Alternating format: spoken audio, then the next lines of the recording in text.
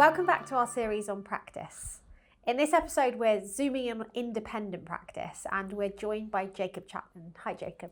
Hiya. I think we often talk about independent practice as the point where students apply their learning, but not all practice is equally effective. So it'll be useful for us to think about how we can create those conditions where every student is thinking hard and doing that cognitive work. So what do you think are the key ingredients for making independent practice work?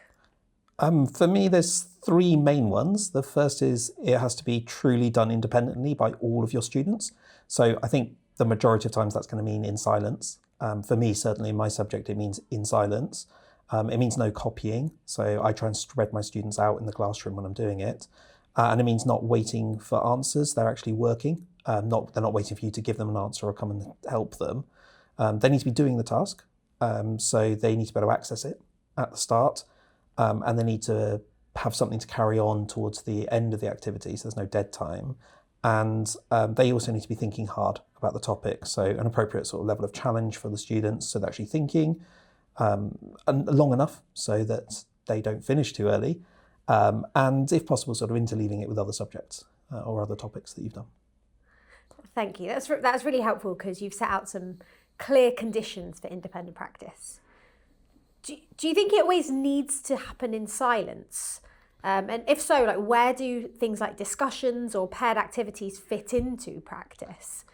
And if the work should sit solely with the student for it to be independent, where do things like scaffolds sit within your framework?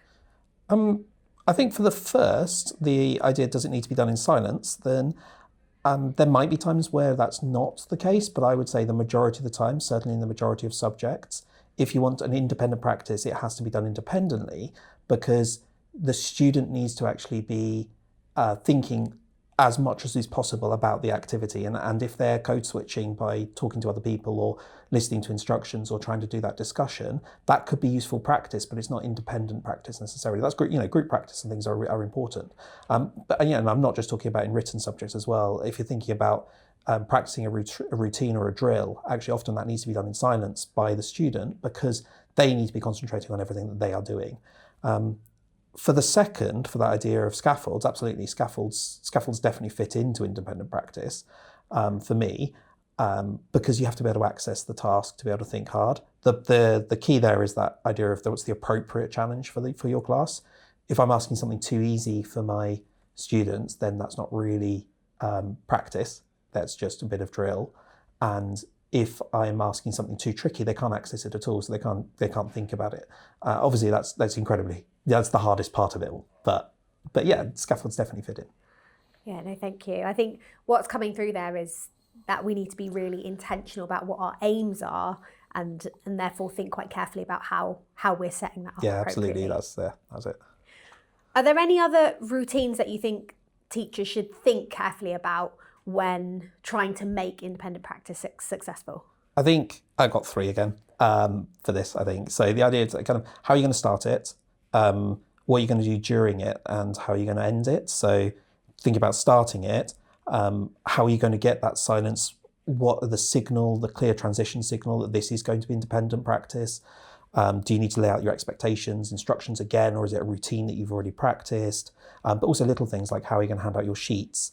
How long are you going to be at the front of the classroom at the start of it to ensure that they're on task? How long are they going to do it for? And do you need a timer or something or not? Or kind of those sorts of to streamline getting into the activity. And then during it, kind of what's your routine for correcting a student who's not working? How are you going to circulate? Can you circulate? How are you going to regulate your voice? I sometimes find when I'm seeing this, I'll catch myself kind of talking at normal volume, and that can disrupt everybody. And actually trying to whisper or non-verbal for that independent practice. Again, you don't want any distractions if you can help them. And then ending it, the idea of, I kind of think about it as ending on a high. So instead of ending with everybody has finished the task, everybody's finished the main part of the task that I want them to get to, but those students moving faster have still got work to do. So there's no sort of dead times. There's no opportunity then for other off-task discussions or even on-task discussions that go back to the first point about kind of silence and independence. Yeah, that's great. And I think it really highlights that the success of the task isn't just what's in the task itself, but is so much about the routines that you build around it. Yeah.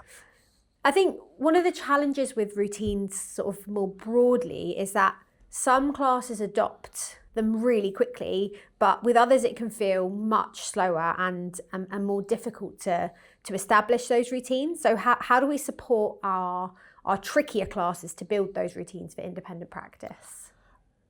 I think starting with a really clear vision of what you want. So what does independent practice look like in your subject with that class ideally? And that's the goal you're working towards.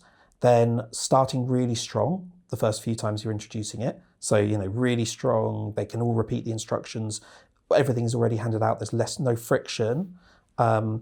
Insisting on the right thing, so try not to make exceptions, trying not to excuse students, trying to have that discussion, and then being at the front of the classroom if you have to, and then building it up. So starting with 2 minutes or 1 minute of absolute silence, then transitioning, and are you going to aim for Christmas for them to be doing a 10-minute activity or something like that? You've got to have that development over time, the same as anything that you're asking students to learn how to do. Yeah, no, those are some really useful tips.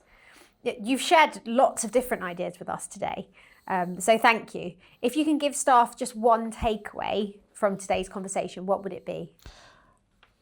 I think if it's to be truly independent work, then the students, it's necessary for students to be able to learn. It can look slightly different, I think, but for me, it does mean working silently and as an individual on something that they have to think hard about. And then the key theory or the key point to it is students can't multitask, they can't code switch easily.